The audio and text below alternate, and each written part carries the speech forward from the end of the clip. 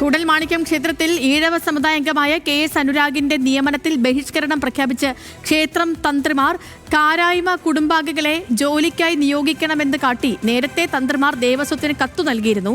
എന്നാൽ കോടതി ഉത്തരവ് പ്രകാരം ദേവസ്വം അനുരാഗിനെ നിയമിച്ചതോടെയാണ് ബഹിഷ്കരണം. അതേസമയം ബഹിഷ്കരണ തീരുമാനത്തെ എതിർത്ത് തന്ത്രി കുടുംബാംഗം അനിൽ പ്രകാശ് ക്ഷേത്രത്തിലെത്തി പൂജകൾ നടത്തി. വിവരങ്ങളുമായി ലെവിൻ കെ വിജയൻ തൃശ്ശൂരിൽ നിന്ന് ചേരുന്നു. ലെവിൻ, നിയമന ഉത്തരവിറങ്ങിയിട്ട് ഒരാഴ്ചയാകുന്നു. ഇപ്പോഴത്തെ ബഹിഷ്കരണം എന്തിന്റെ പേരിലാണ്? എന്താണ് അവരുടെ നിലപാട്?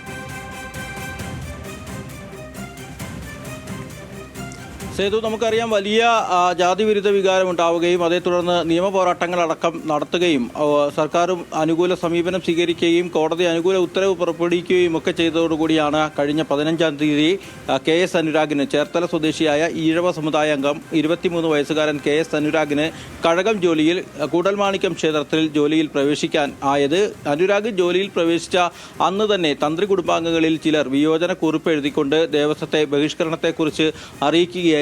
രേഖാമൂലം 15-ാം തീയതിയാണ് അവർ കത്ത് നൽകിയത്. പക്ഷേ ആ കത്തിലൊന്നും ഇത്തരത്തിലൊരു ബഹിഷ്കരണം നടത്തുന്നതായി പറയുന്നില്ല. പക്ഷേ കൃത്യമായും തന്ത്രി കുടുംബാംഗങ്ങളായ 3 കുടുംബങ്ങൾ, അരണനെല്ലൂർ, അണിമംഗലം, നഗരമണ്ണ് തുടങ്ങിയ 3 തന്ത്രി കുടുംബാംഗങ്ങളിലെ ഭൂരിപക്ഷം ആളുകളും ഈ തീരുമാനത്തെ എതിർത്തുകൊണ്ട് ദേവസ്വം ബോർഡിൽ ഈഴവ യുവാവിന് നിയമനം നൽകിയതുമായി ബന്ധപ്പെട്ടുകൊണ്ട് എതിർത്തുകൊണ്ട് താന്ത്രിക പൂജകളിൽ നടക്കം ബഹിഷ്കരണം പ്രഖ്യാപിച്ചിരിക്കുകയാണ്. ക്ഷേത്രത്തിലെ വിശേഷാൽ പൂജകളിലും മറ്റും പങ്കെടുക്കില്ല എന്നുള്ള നിലപാട് തന്നെയാണ് ഇവർ സ്വീകരിച്ചിട്ടുള്ളത്.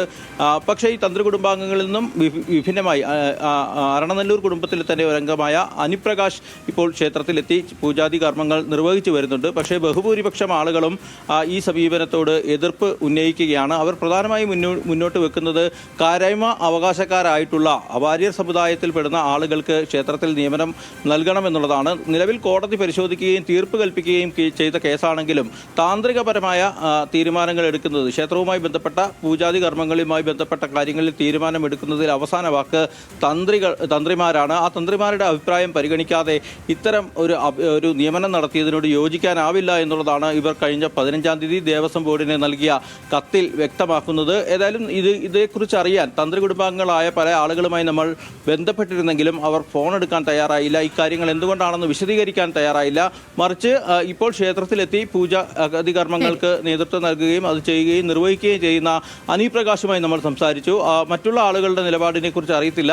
ദേവസ്വം ബോർഡ് ആവശ്യപ്പെടുന്ന സമയത്തോളം ഇക്കാര്യങ്ങൾ താൻ മുന്നോട്ട് കൊണ്ടുപോകും. ദേവസ്വം ബോർഡ് രേഖാമൂലം തന്നെ ഇത്തരം ഒരു അറിയിപ്പ് നൽകിയാൽ തുടർന്നും ഈ പൂജാതി കർമ്മങ്ങളുമായി മുന്നോട്ട് പോകുമെന്നാണ് അറിയിച്ചിട്ടുള്ളത്. ഏതായാലും നിലവിലെ സാഹചര്യത്തിൽ അനുരാഗിന് അവിടെ ഒരു കൂടൽമാണിക്യം ക്ഷേത്രത്തിൽ ഈഴവ സമുദായാംഗമായ KS അനുരാഗിന്റെ നിയമനത്തിൽ ബഹിഷ്കരണം പ്രഖ്യാപിച്ചിരിക്കുന്നു ക്ഷേത്രം തന്ത്രിമാർ.